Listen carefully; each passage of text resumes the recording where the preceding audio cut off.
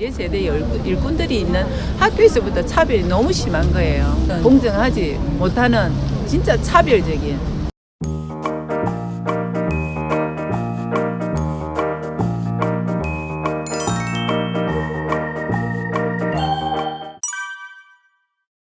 저희가 비정규직하고 정규직하고 임금 차이가 되게 크거든요. 그러니까 대통령이 어쨌든 공정임금제를 이야기하면서 정규직의 80%는 이야기했거든요. 대통령이 공정임금제 이제 이행하라는 그 약속을 지켜라.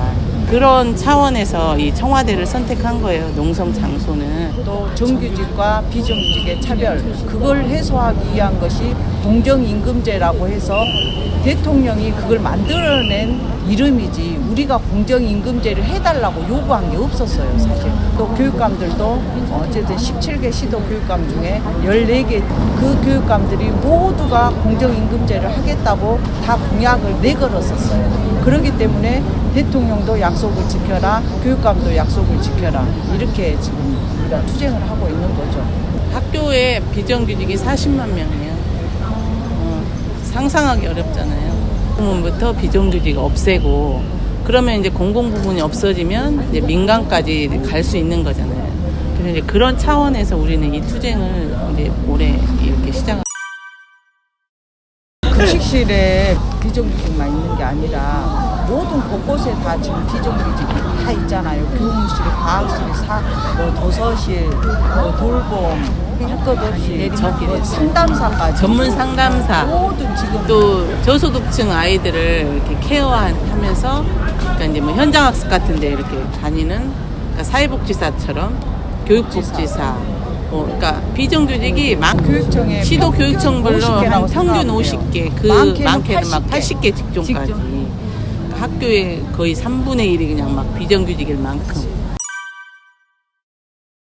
여전히 뭐 이런 현장에서는 교장이나 뭐 이런 관리자들한테 갑질을 당하고 있는 부분도 많은 사례가 있죠. 초등학교에 보면 스포츠 강사라고 있어요. 그러니까 체육 수업하는 스포츠 강사 선생님들이 있는데, 그러면 교장 선생님이 우리 집에 이사하니까 이삿짐 좀 날려줘라.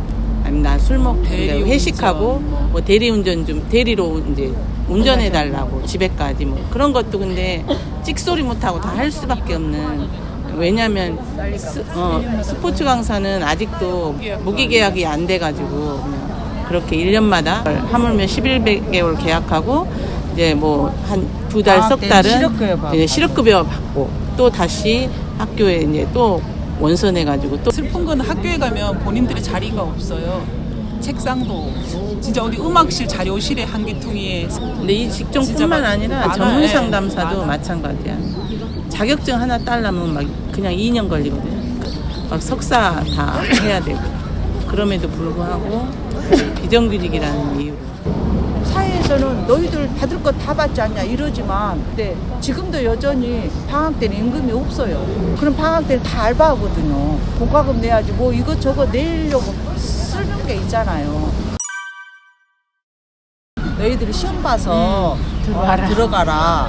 우리는 죽어라고 공부를 해서 이렇게 공무원 일자리로 뽑은다면 우리도 그렇게 시험을 봐서 들어갔겠죠. 근데 시험을 보다 다 중단해 버렸어요. 사실 급식실 같은 경우도 마찬가지고 뭐 영양사나 조리사나 다 공무원을 채용하다가 97년도까지 뽑고는 그 이후로는 안 뽑아버렸어요. 공무원 조리사를. 그러다 보니까 비정규직으로 들어가서 뽑을 줄 알고 공무원 시험 보면 되겠구나 했는데 막혀서 그 뒤로 안 뽑아버리니까 볼 기회조차 없어버린 거죠. 이렇게 그 정규직 자리를 비정규직으로 다 채운 거지. 학교 같은 경우도 교육청들도 문재인 정부가 그 정규직화 하겠다는 그 공약도 사실 형식적으로만 해놨어요. 뭐 불과 몇 프로도 안 돼요. 정부에서 했던 가이드라인은 상시 지속적인 업무는 정규직 전환해라. 근데 지금 이제 거기서 강사 직구는 또 빠졌거든. 그 사람들이 10년 넘게를 또 그 근무를 해왔는데 상시 지속적인 업무 안 한 직종이 없거든. 이게 뭔가 앞뒤가 맞지 않는 불공평한 이게 무기계약 전환이고 제대로 된 정규직 전환은 아닌 거예요.